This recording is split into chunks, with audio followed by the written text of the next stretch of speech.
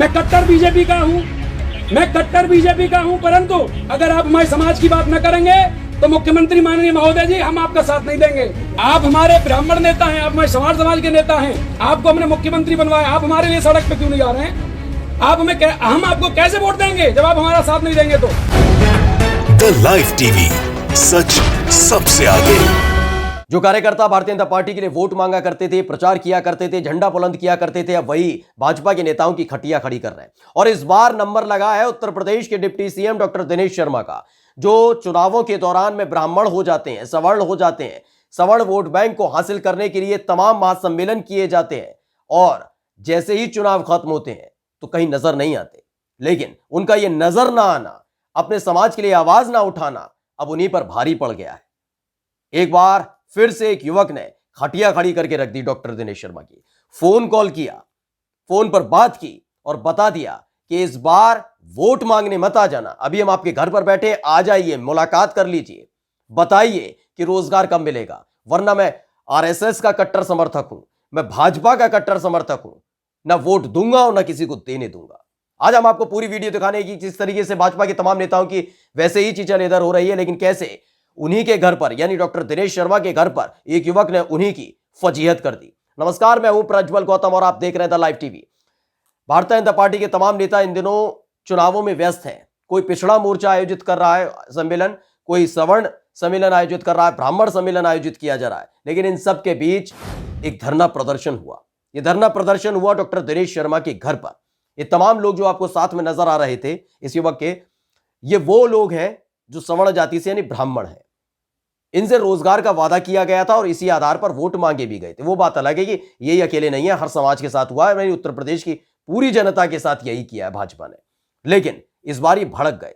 भड़क इसलिए गए हैं जो तमाम और नेता हैं वो लगातार सक्रिय नजर आ रहे हैं, लेकिन ब्राह्मणों का उत्पीड़न किया जा रहा है, यह आरोप पहले भी लगता रहा, लेकिन इस बार भाजपा के ही कार्यकर्ता ने खोलकर रख दी पोल कि आपके शासनकाल में हमारे ऊपर अत्याचार हो रहा है, ना रोजगार मिलता है और अत्याचार होता है अलग से। और यही शिकायत लेकर पहुंचा था डॉक्टर दिनेश शर्मा के घर। ये डॉक्टर दिनेश शर्मा के घर पर तमाम लोग पहुंचे थे और इस दौरान जब फोन कॉल पर बातचीत होनी शुरू हुई तो सुन लीजिए कैसे खटिया खड़ी करते। और आप हमारे हक के नेता हैं, आप हमारे ब्राह्मण नेता हैं, आप हमारे समाज के नेता हैं, आपको हमने मुख्यमंत्री बनवाया, आप हमारे लिए सड़क पे क्यों नहीं आ रहे हैं? हम आपको कैसे वोट देंगे जब आप हमारा साथ नहीं देंगे तो? बड़े हड़बड़ाए हुए थे डॉक्टर दिनेश शर्मा। बार बार कह रहे थे कि अगर शिक्षकों से जुड़ा हुआ मसला है तो वो मेरा डिपार्टमेंट नहीं है, मेरा विभाग नहीं है, वो सतीश द्विवेदी का डिपार्टमेंट है, उनसे जाकर मुलाकात करिए। लेकिन लोग अड़े हुए थे कि हमने आपके चेहरे पर, आपके नाम पर वोट दिया था, अब वोट पा लिया, उप मुख्यमंत्री बन गए उत्तर प्रदेश के तो भूल गए। ऐसा नहीं चलेगा साहब। अब आपके देखना होगा चुनावों में कैसे हम आपकी खटिया खड़ी करते हैं। साफ तौर पर कह दिया कि अगर आप हमारा साथ नहीं देंगे तो हम आपका साथ नहीं देंगे और वोट तो मांगना भी मत हमसे। उधर दूसरी तरफ लगातार डॉक्टर दिनेश शर्मा बात समझाने की कोशिश करते रहे, गिड़गिड़ाते नजर आए। सुन लीजिए। आप हमारे मुख्यमंत्री हैं, सतीश द्विवेदी जी आपसे बढ़कर नहीं है हमारे लिए। नहीं, आप दूसरे जाति बात करें। हम बिल्कुल नहीं जाएंगे। सतीश द्विवेदी तो चोर है। सतीश आपका मंत्री चोर है। शांत रहो। गलत बात बोलोगे तो ठीक बात नहीं। आप देखिए, आप हमारे मुख्यमंत्री हैं, अगर आपको जो कर आप अगर हमारे साथ अपमान न करेंगे हम आपको वोट नहीं देंगे अगली बार। बार बार किसी और दल के एजेंट होने का आरोप लगा रहे थे डॉक्टर दिनेश शर्मा, लेकिन युवक कहां मानने वाला था। उसने एक एक कर गिनाया कि मैं भाजपा का कट्टर समर्थक हूं, मैं आरएसएस का कट्टर समर्थक हूं। आप ऐसी बात करें, दूसरे दल के लोग मुझे खुद एजेंट बताते हैं भाजपा का, लेकिन भाजपा के शासनकाल में उत्पीड़न किया जा रहा है, ब्राह्मणों का, सवर्णों का उत्पीड़न किया जा रहा है। और इसके बाद तो मानो बोलती बंद हो गई डॉक्टर दिनेश शर्मा की। देखिए, मैं राष्ट्रीय स्वयंसेवक का पुराना कार्यकर्ता हूं और मेरे उठा लीजिए, मेरे को तो बीजेपी का एजेंट बताती है सारी सरकारें। पता है आपको, प्रकरण पता है कि क्या है, ये हमसे कोई संबंध नहीं। आप भी जानते हैं मुझे, आप भी जानते हैं माननीय मुख्यमंत्री जी मुझे, तो आप तो कह ही नहीं सकते कि मैं किसी निजी दल के उसमें आ सकता हूं। बात आखिरी चरण में पहुंच चुकी थी, यानी कि अब कहने के लिए कुछ बाकी नहीं रह गया था डॉक्टर दिनेश शर्मा के पास। वो लगातार ये कहते रहे कि किसी के घर पर आप ऐसे नहीं जा सकते, उसके घर पर ऐसे धरना नहीं दे सकते, तमाम तरह की दलीलें दे रहे थे, लेकिन युवक मानने को तैयार नहीं था, ना वो मानने को तैयार था और जो तमाम और लोग वहां पर पहुंचे थे वो मानने के लिए तैयार नहीं थे। यानी एक एक कर परत दर परत खोल कर रख दी इस युवक ने डॉक्टर दिनेश शर्मा की, भारतीय जनता पार्टी की पहले सुन ली। मैं कट्टर बीजेपी का हूं, परंतु अगर आप हमारे समाज की बात न करेंगे तो मुख्यमंत्री माननीय महोदय जी हम आपका साथ नहीं देंगे। आप दीजिए ना दीजिए, आपका विषय है। देख लीजिए, मतलब आपको सवर्णों का वोट नहीं चाहिए। तो आपने तरीका देखा। डॉक्टर दिनेश शर्मा जो उत्तर प्रदेश के उप मुख्यमंत्री हैं, बात सिर्फ इन तक सीमित नहीं है। भाजपा के तमाम नेता ऐसे ही हैं जो चुनाव आते ही अपने समाज की बात करने लगते हैं, राग अलापने लगते हैं। उत्तर प्रदेश की जनता से झूठ बोला जाता है, रोजगार का दावा किया जाता है कि रोजगार देंगे और सत्ता में आने के बाद उन वादों को भुला दिया जाता है। लेकिन इन सब के बीच अब उल्टी गिनती शुरू हो चुकी है भाजपा के नेताओं की, क्योंकि अब सड़कों पर सिर्फ आंदोलन नहीं हो रहा, बल्कि उनका घर घेरा जा रहा है, बल्कि उनके घर का घेराव किया जा रहा है, वहां धरना दिया जा रहा है, प्रदर्शन किया जा रहा है। यानी कि जो लखनऊ पर मारपीट होती थी 20 सड़क पर, अब उनके घर पहुंच रहे हैं लोग।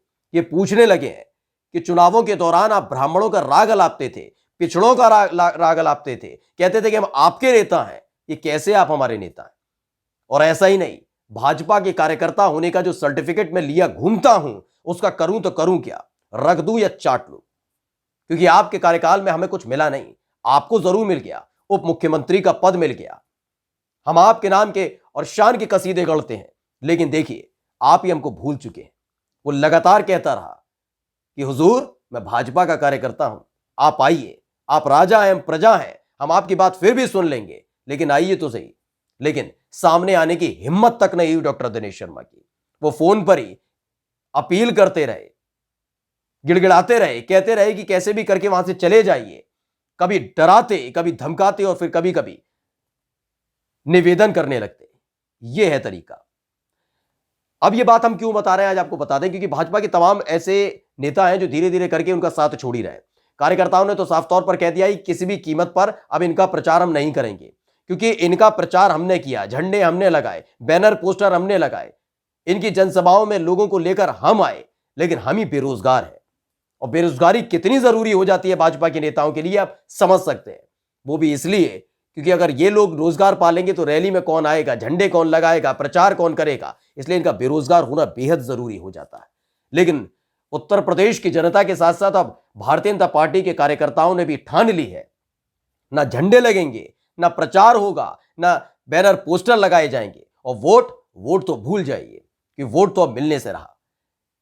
बड़ी बुरी तरीके से खटिया खड़ी करके रख दी। डॉक्टर दिनेश शर्मा कुछ बोल नहीं पा रहे थे, हकला रहे थे, हड़बड़ा रहे थे, गड़बड़ा रहे थे, बार बार कह रहे थे कि लखनऊ नहीं हूं, लखनऊ आऊंगा तब मिल लेना।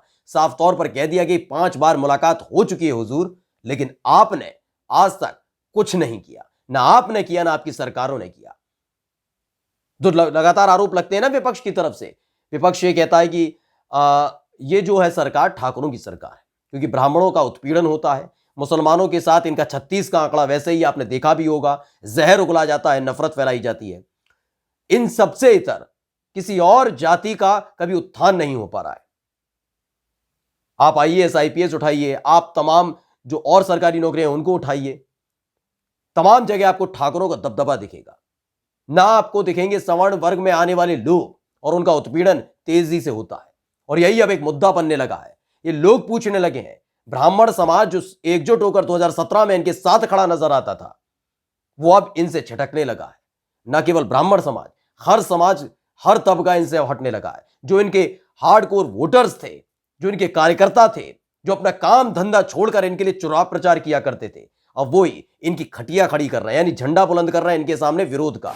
साफ कह दिया है कि चुनाव जीतने और चुनाव में वोट मांगने हमारे पास आइएगा मत, क्योंकि चुनाव जीतने से आप रहे, अब आपको वोट नहीं देंगे, क्योंकि आपने हमें ठगा है, बेवकूफ बनाया है, और लगातार इस भ्रमजाल में हमें आप रखते रहे।